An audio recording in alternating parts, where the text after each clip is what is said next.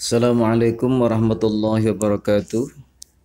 Alhamdulillah kita bisa melanjutkan kembali pengajian kitab Fathul Qorib. Saat ini kita sudah sampai halaman 7 pada fasal baru ya, yaitu tentang rukun-rukunnya atau fardu-fardunya mandi. Baik, mari kita awali dengan baca basmalah.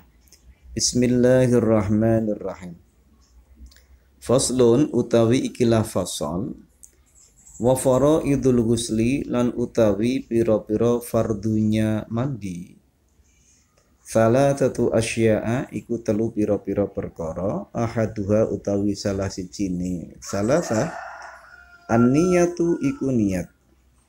Fayanwi mongko meniyati sapa al-junubu orang yang junub ya, raf'al jinabati ing menghilangkan hukumnya jinabat. Awil hadasil akbari utawa meniyati ing menghilangkan hadas yang besar. Wanah wadzalika lan meniyati ing mengkono-mengkono sepadane jinabat lan hadas besar. Baik, saudara sekalian, dalam pasal ini ya dijelaskan bahwa rukun-rukunnya mandi itu ada 3 ya, yaitu 1 niat, 2 menghilangkan najis, dan 3 menyampaikan air ke seluruh tubuh. Nanti akan kita bahas satu persatu ya. Ada pula ulama yang mengatakan bahwa rukun mandi itu hanya ada 2, yaitu niat dan menyampaikan air ke seluruh tubuh. Nah, ini memang ada 2 pendapat. Adapun yang mengatakan 3 itu kalau dalam mazhab Syafi'iyah itu adalah Imam Ar-Rafi'i. Sedangkan Imam An-Nawawi mengatakan rukunnya mandi itu ada 2, yaitu niat dan menyampaikan air ke seluruh tubuh. Ya. 2 ulama ini ya semuanya merupakan ulama-ulama mujtahid muqayyad atau mujtahid yang masih ada dalam satu madhab, yakni madhab Syafi'i. Nanti rincian perbedaan 2 hal ini akan kita jelaskan.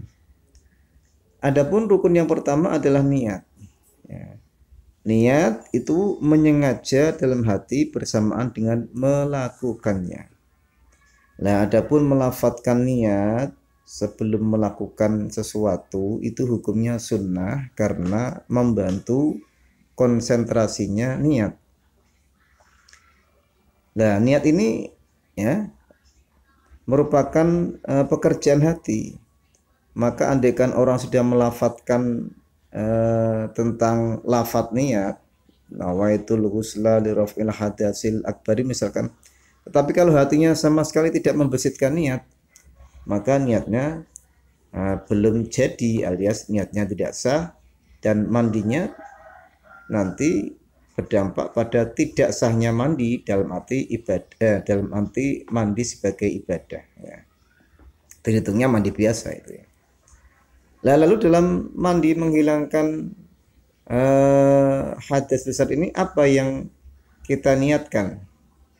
1, meniyati dengan niat menghilangkan hukumnya jinabat ya, bagi orang yang hadas besarnya karena iltiqaul khitanen atau persetubuhan, atau meniyati dengan menghilangkan hadas besar. Nah, ini umum hadas besar ini tidak hanya meliputi iltiqaul khitanen, tapi juga meliputi hadas-hadas lain yang terhitung sebagai hadas besar. Kemudian atau meniyati yang lain, misalkan meniyati mandi yang mana dengan mandi itu diperbolehkan sholat ya, itu sah ya. Kalau ada orang meniyati mandi tok, nawaitul ghusla, hanya meniyati mandi tok, tidak ada embel-embel yang lain, maka niatnya tidak sah sebagai niat menghilangkan hadas besar, karena itu terhitung umum, ya. Dia dianggap hanya mandi harian atau mandi kebiasaan saja, bukan mandi sebagai ibadah. Terus kalau ada orang yang niatnya nawaitul ghusla liraf'il hadas, ya, saya berniat mandi menghilangkan hadas tanpa diembel-embeli hadas besar atau tanpa diembel-embeli akbar. Nah, ini menurut qauli yang ashah ini hukumnya sah sebagai mandi menghilangkan hadas besar. Karena kan dia niat mandi, mandinya menghilangkan hadas. Sebenarnya hadas yang dihilangkan dengan cara mandi tentu hadas besar. Ya. Nah, kemudian ada beberapa contoh kasus di sini, ya. Yakni bahwa orang yang memiliki beberapa hadas besar, ya, itu boleh dengan niat satu niatan, yakni menghilangkan hadas besar. Contohnya orang yang setelah berhenti haidnya dia belum sempat mandi melakukan hubungan intim dengan suaminya. Berarti kan ada dua hadas besar itu, hadas haid dan hadas jinabat. Ya. Itu kalau dia meniati, ya, mandinya hanya meniati menghilangkan hadas besar, ya sudah hilang semuanya. Ya, hilang semuanya. Ya. Tetapi, ya, apabila dia meniatinya secara rinci, ya, misalkan dia hadas besarnya itu jinabat, ya, tetapi meniatinya menghilangkan hadas haid, ya, itu walaupun sama-sama hadas besar tapi rinciannya lain. Atau mungkin dia hadasnya hadas haid tapi meniatinya sebagai mandi karena menghilangkan hadas jinabat, ya, atau hadas karena persenggamaan atau persetubuhan. Nah, ini menurut, ya, qaul di kalangan ulama Syafi'iyah, ya, itu yang ashah ya, itu menyatakan mandinya tidak sah, ya. Berarti kalau yang ashah tidak sah berarti ada qaul lain, ya, yang mungkin menganggap mandinya sah, ya. Maka kalau memang dirinci kok ternyata rinciannya salah, itu justru menimbulkan resiko, ya. Lebih baiklah umum saja, ya. Mandi menghilangkan hadas besar itu malah semuanya tercakup, ya. Baik junub maupun haid maupun nifas, ya. Terus ada kasus lagi, dalam hal mandi ini boleh tasyrikun niat, yaitu menggabungkan niat antara niat mandi wajib dengan mandi sunnah. Misalkan orang yang pada hari Jumat dia sebelumnya melakukan persetubuhan dengan istrinya, berarti dia mempunyai hadas jinabat. Juga dia ingin mandi untuk pergi sholat Jumat, maka niatnya boleh dibarengkan sebagai niat wajib, ya, dan niat sunnah mandi Jumat, ya. Jadi boleh tasyrikun niyah dalam mandi, ya. Sebagaimana kita kemarin pada bab wudu itu boleh juga tasyrikun niyah, niat wudu dengan niat tabarruk, niat wudu dengan niat mencari kesegaran, boleh, ya. Berikutnya, wa tanwi lan meniyati sapa al haidu wong kang haid, wan nufasa'u lan wong kang nifas, meniyati raf'a hadasil haidi ing menghilangkan hadasnya haid awin nifasi utawa menghilangkan hadasnya nifas. Nah, bagi wanita yang haid atau nifas, ya, itu seyogianya ketika dia mandi menghilangkan hadas besar, itu niatnya berbeda seyogianya, ya. Alias, ya, kalau haid, ya, nawaitul ghusla li raf'i hadasil haidi. Kalau nifas, nawaitul ghusla li raf'i hadasil nifasi. Ya, seyogianya begitu.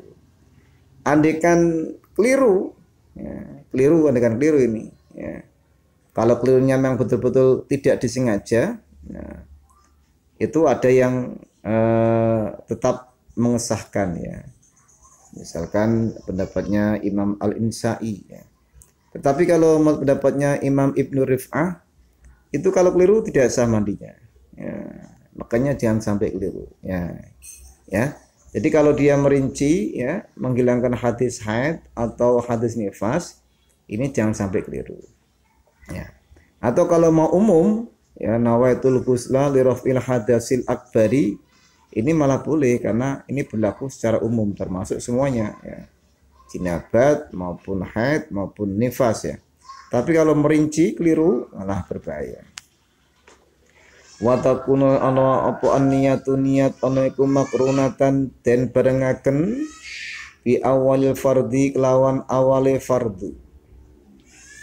Wa utawi awalnya fardu atau awalnya basuhan iku awaluma permulaannya sesuatu atau permulaannya anggota yusalu kang den basuh apa sima min a'lal badani saking sisi atase badan au asfalihi utawa sisi bawahnya badan.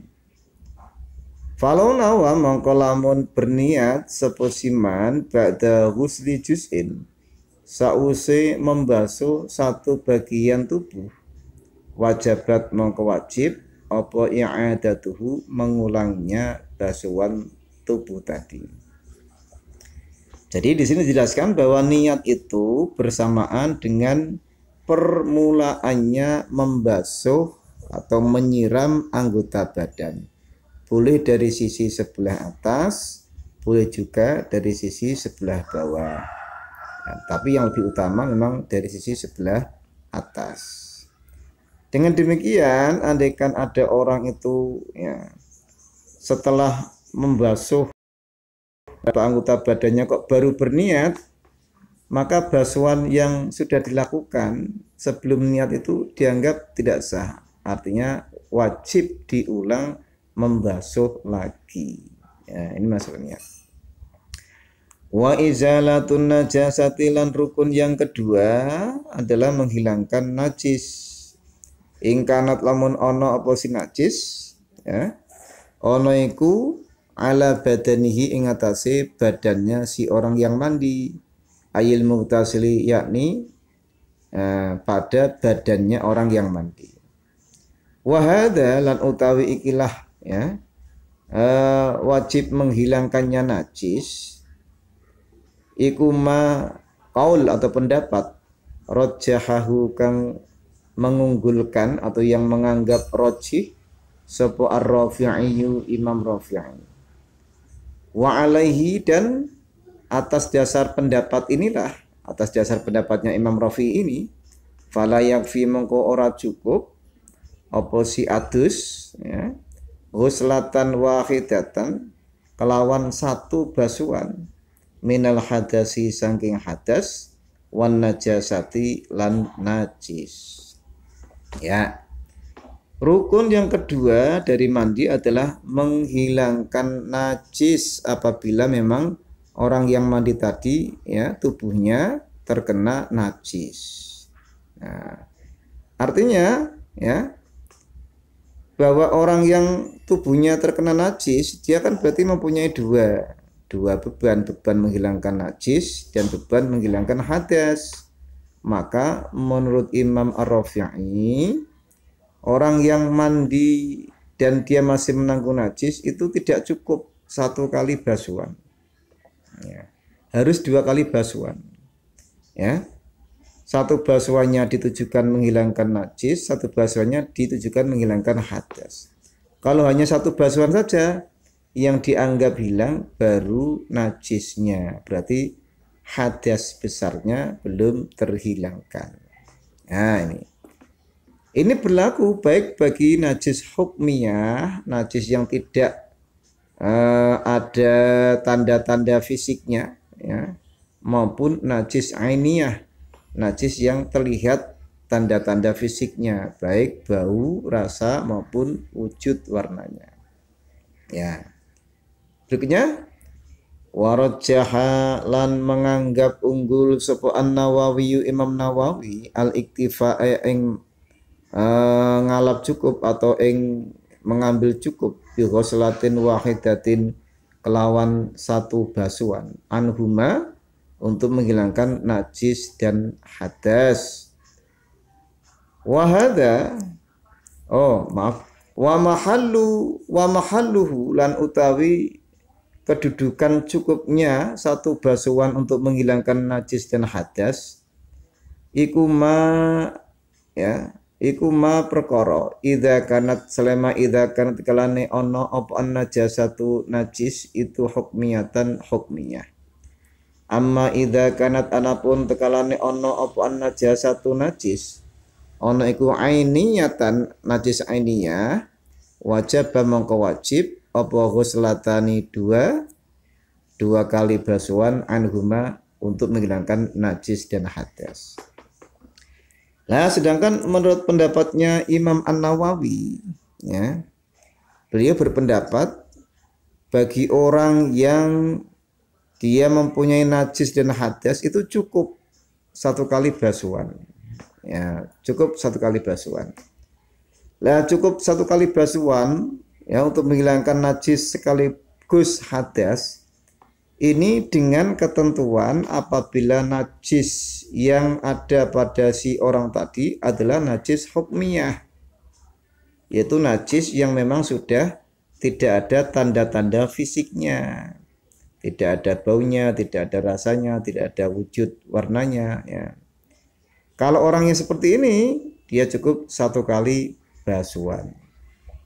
Contoh, orang yang habis junub, habis bersenggama, dia terperciki tubuhnya oleh madhi dan madhinya sudah kering, sudah enggak ada warnanya, wujudnya, sudah enggak ada baunya, sudah enggak ada rasanya. Berarti ini namanya najis hukmiyah. Maka untuk menghilangkan najis itu boleh bersamaan dengan menghilangkan hadas satu kali siraman biur misalkan, itu sudah cukup, ya. Satu kali basuhan atau satu kali siraman itu sebagai penghilang najis sekaligus penghilang hadas, ya. Ingat ya, tapi dengan syarat najisnya hukmiyah. Lah apabila najisnya itu najis ainiyah, ya, yang masih ada sifat-sifat fisiknya, ya, baik rasa, ya, bau atau wujud, ini Imam Nawawi sependapat dengan Imam Ar-Rafi'i, berarti wajib dua kali basuhan. Ya, adapun rukun mandi yang ketiga, wa isolul ma'i. Ya, wa isolul ma'i insyaallah kita lanjutkan pada pertemuan berikutnya sampai pada rukun mandi yang ketiga yaitu isolul ma'. Ya.